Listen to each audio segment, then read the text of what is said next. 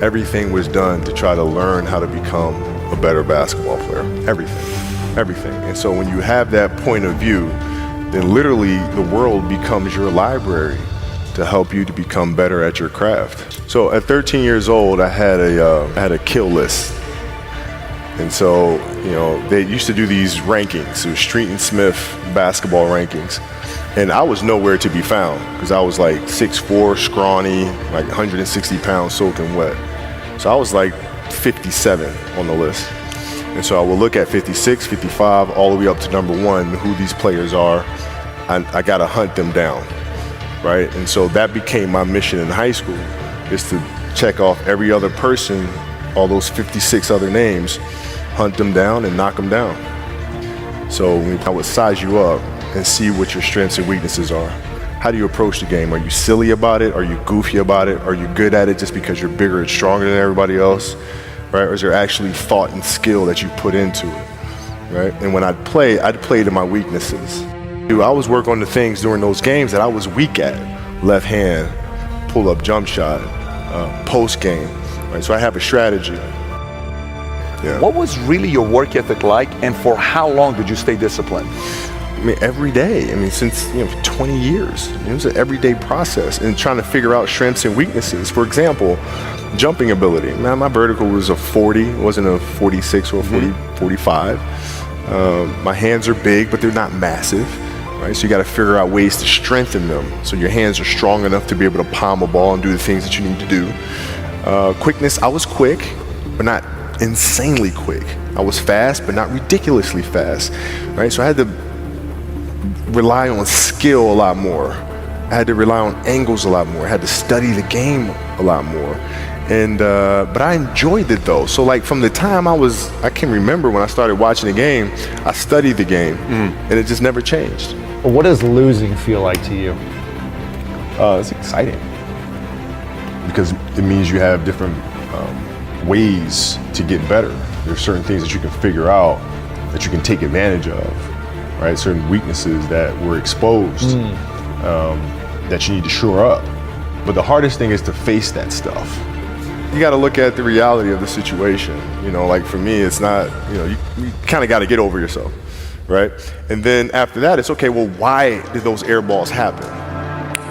Got it. I didn't have the legs. So I look at it with rationale and say, okay, well, the reason why I shot air balls is because my legs aren't there. I go, well, next year they'll be there, right? I got to get stronger. You have to do the hard stuff and watch that game and study that game to not make those mistakes over and over again. You got to deal with it. Face it. Got to deal with it. Face it, learn from it. And it sucks to lose. Right. You don't want to have that feeling again, do you? Right? So you got to really study it, face it. And not to say you'll win the next time you face, but at least you'll give yourself a better chance. Yeah. It's an obsessiveness that comes along with it. You want things to be as perfect as they can be, understanding that nothing is ever perfect.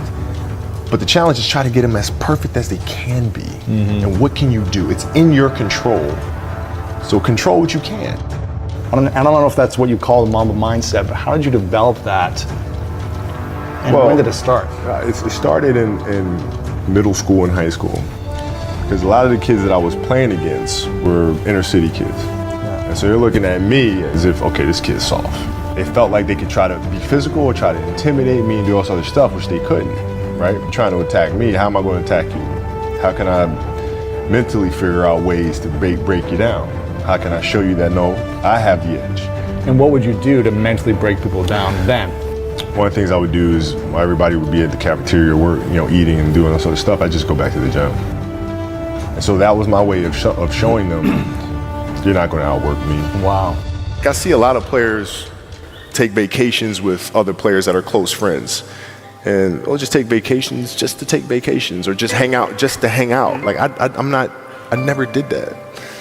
But Why not though? Why didn't you do that?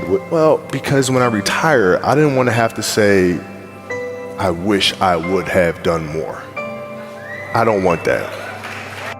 I played games with the flu. I played games with 102-degree fever, man.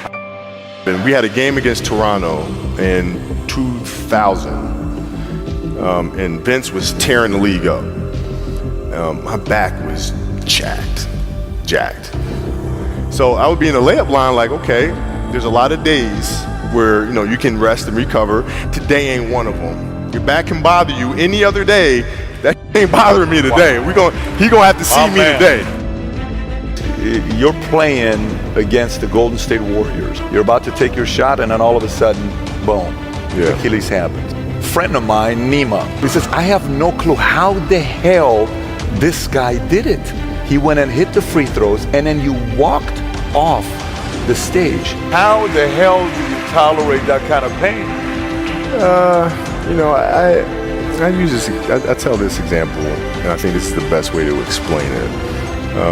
You know, you have a hamstring injury, you pull your hamstring really, really badly. You're at home, all of a sudden a fire breaks out in the home. I'm willing to bet that you're going to forget about your hamstring. You're going to sprint upstairs. You're going to grab your kids. You're going to make sure your wife's good. You're getting out of that house, right? And the reason is because the lives of your family are more important than the injury of your hamstring. And so when the game is more important than the injury itself, you don't feel that injury. Not at that time.